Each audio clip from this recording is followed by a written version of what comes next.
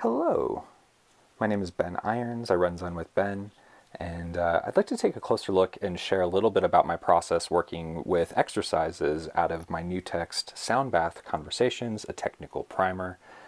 So this book is designed to help non-musicians who are in the sound bath, sound healing realm start to take ownership and mastery over their technical facility.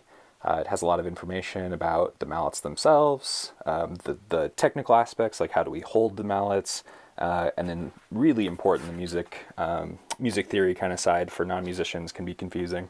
But I use this book when I'm getting ready to, if I need inspiration for a sound bath, if I'm working on a specific technical aspect, which is, again, the point of this text. So it's a little dry from the sort of Eastern perspective, holistic perspective, but also important just because, you can't repeat something if you don't know how you did it. And that goes with a yoga pose, like an asana, that goes with your breath work and meditation. So if you don't really understand what it is that you did, then you don't know how to avoid it or get it back. So that's a really clumsy way of saying that this is to help you practice. And so here's a deeper look at, one of the exercises. And what I tried to do is write this whole text, which has nearly 2,000 exercises in it, that each one can be its own sound bath, its own meditation, its own practice, its own teaching material. It covers pretty much anything you need to work on. So when I'm playing these exercises, sometimes I just record because, one, I want to know what that's the best way to get feedback for yourself, is to record yourself and listen back. But also because I'm working on meditation. So what I'd like to look at today is I've written the whole thing in non-music notation. So it's very intuitive. It's not very strict. So it has a lot of so it says seconds behind each invitation, but that is totally subjective, as you'll see in the recording here. I just tend to follow my breath, and more than that, it's all based around 2 and 3 contrasting sounds. So you don't have to have a huge inventory. You could have one instrument and 2 mallets. You have 2 types of instruments. So here I've got like a small bowl and a large bowl. And what I'll show you today is actually how I adapted a 2 instrument exercise into actually a 3 instrument adaptation. So you can see I've got the suntan there. And basically what I have to start with is I'm looking at page 118. If you have the book, you're welcome to follow along. I'll put the exercise up when I go through the recording. And it looks like this. So we've got an instrument that is instrument A. And this is not a pitch. This is just the assignment. We could call it Joe. We could call it Quark. It doesn't matter. The name is irrelevant. But whatever we assign A to is what we're going to, stick with, and then B is the same thing. So A could be a mallet, A could be one instrument, it could be a style, it could be whatever you want to assign it to. It's sort of a choose your own adventure of sound bath meditation exploration. So in this case, I've actually assigned first and foremost A to my suntan and B to the E4 bowl. So I have 2, try to move slowly, 2 singing bowls that I'm working with today. We've got this 5-inch and antique Tibetan bowl. It's an E bowl. And then this 10-inch vintage Nepali bowl, probably from the 60s. This one has kind of a wonky, warbly tone. And that was one of the questions I had for myself today as I set out to play was, how do these 2 bowls work together when their overtone spectrums start to blend? And how do these 2 bowls work when it's folded in with this instrument as well? So my 2 contrasting sounds, and this is very meta, is actually high and low, high and low, but bull and tam. I also have contrast in that I have a more articulate mallet, the Dragonfly Articulate Inviter from my signature series for the singing bowls, and a softer Dragonfly Resonance series medium soft gong mallet. So contrasting, more articulate, softer, more velvety kind of tone. And one more layer of contrasting sound is I want to fold in my dynamics as well. And so I use a little bit of my own music notation for myself.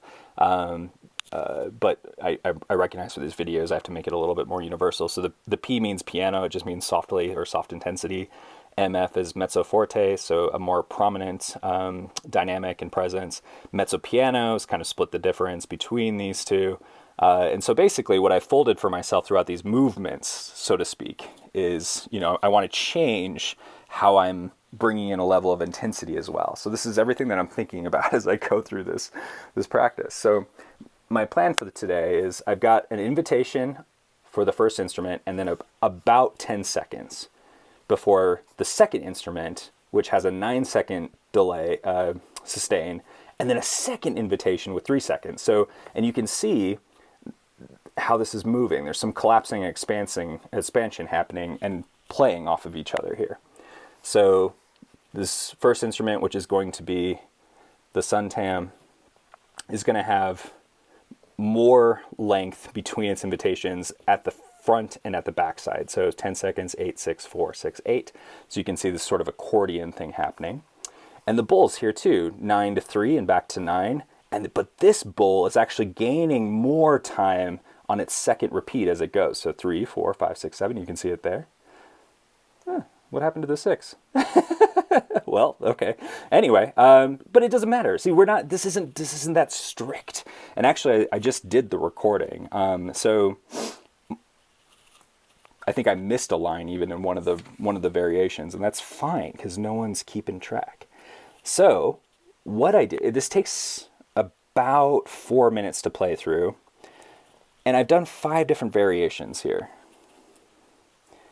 And you'll see each one as we go through. So the first time is just playing it, what we call playing the ink. It's exactly what is written, within my interpretation. And then the second time,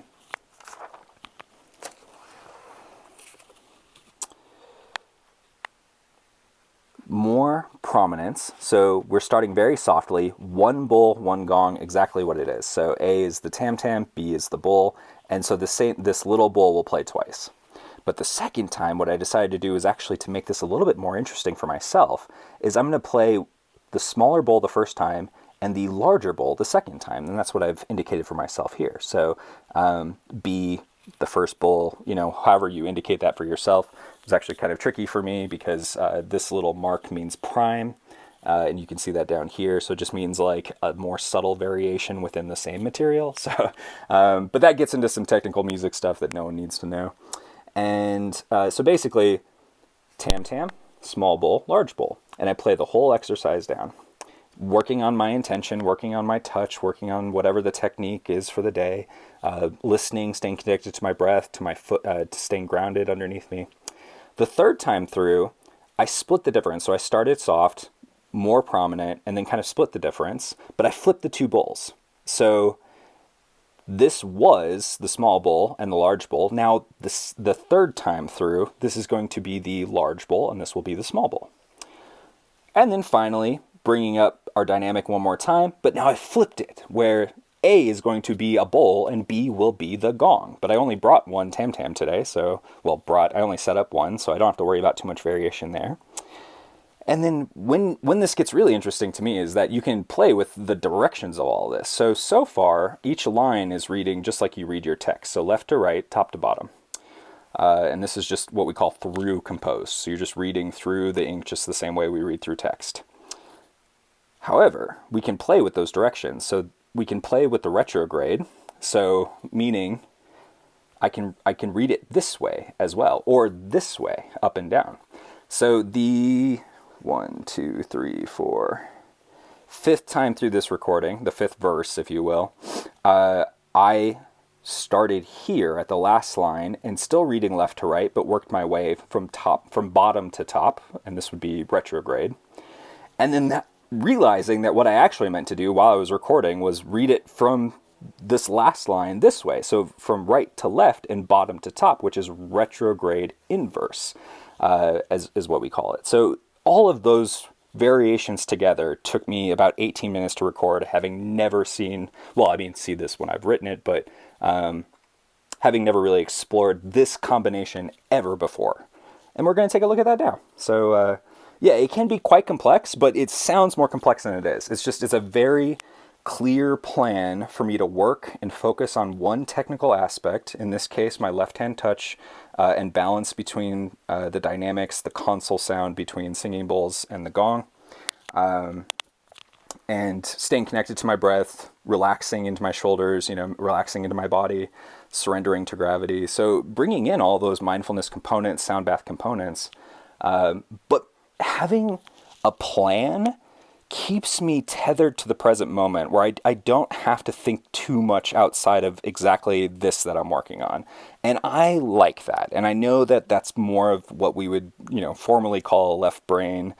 It's kind of a sterile masculine approach to this, but this is a practice zone. This is my training. This is exactly so, we train here so that when I get into a sound bath, I know exactly how these instruments interact with each other under these circumstances. And that gives me a lot of comfort and confidence to move forward through my meditation, especially when I'm guiding others. So let's listen. Sound Bath Conversations, page 118, in the contradictions sections with a 1-to-2 ratio.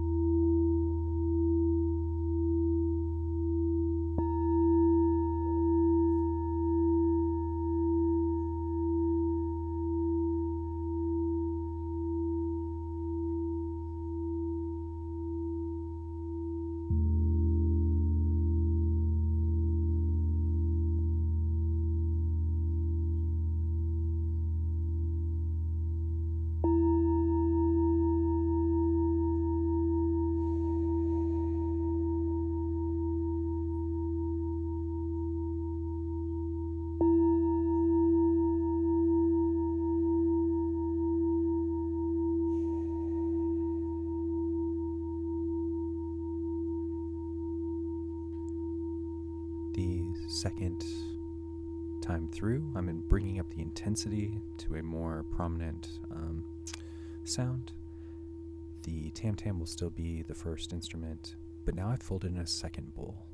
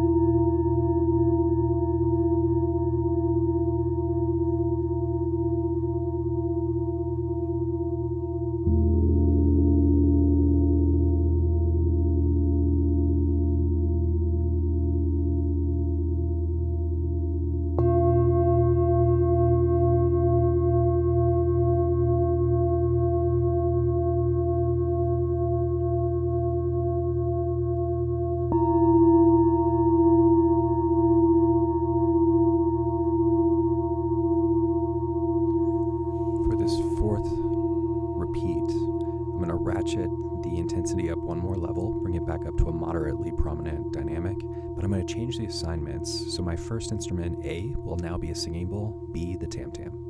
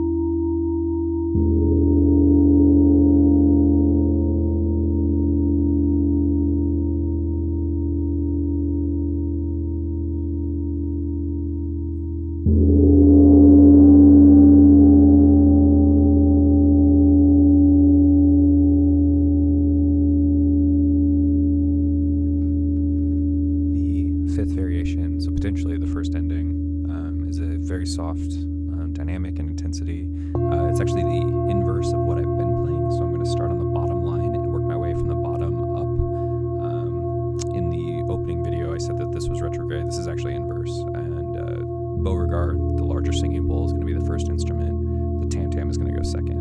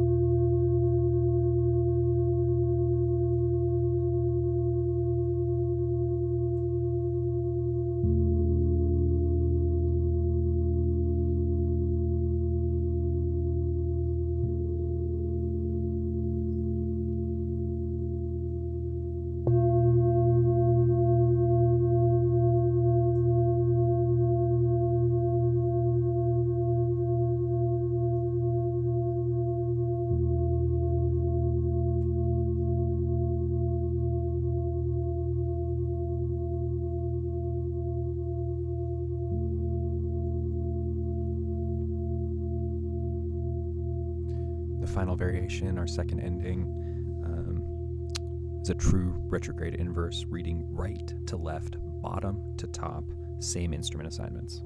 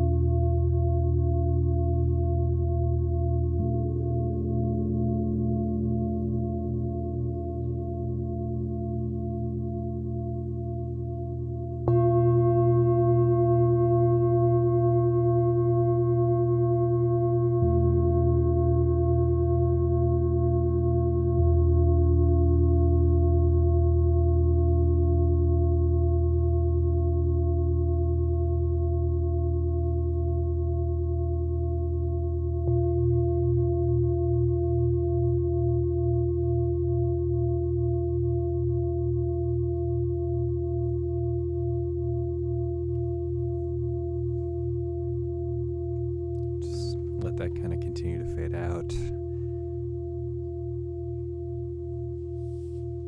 So I learned two things just kind of listening back for myself that I'll make note of for next time, and that's the whole point for me of this process. So the first is that I heard a different quality of sound out of my tam-tam when the E4 bowl went first. Once that switch happened, the instrument composite, that timbre, shifted completely. And that was really interesting to me. The second thing is a pitfall that I'm aware of, but really seeing it now through this recording, is that when I have two invitations back to back on the same instrument, for the singing bowl, I actually need a little bit more energy on my second invitation to kind of match the presence of what was there before. But the way that the physics of the gong works, that actually works against us. And so even though I was using the kind of same touch for each invitation, that's what I was practicing. Because the energy of the activation of the gong was already there from that first invitation, I actually needed to pad a little bit on my second one, so that whenever I had two tam-tam notes back to back, that second one, because of that late blossom and because it's such a big sheet that's activated, actually kind of overpowered what had come before it. And so that's something I'll be aware of in the future, that if I want to hear more higher partials out of this tam-tam, I can use a smaller singing bowl first to kind of change that experience, but also padding a little bit and using the energy that's already there to not overwhelm the instrument on a second invitation. What's cool is that, this was an E4 singing bowl. If I went one half step up to an F4, it would be a completely different experience in the sound bath with just one little shift. Or had I switched my mallets from one hand to the other, totally different experience. And I think that's really the geeky, fun part of this exploration for me. So thanks for listening. Please check out the book Sound Bath Conversations. It's available now, and please leave a review. It helps so much. Cheers.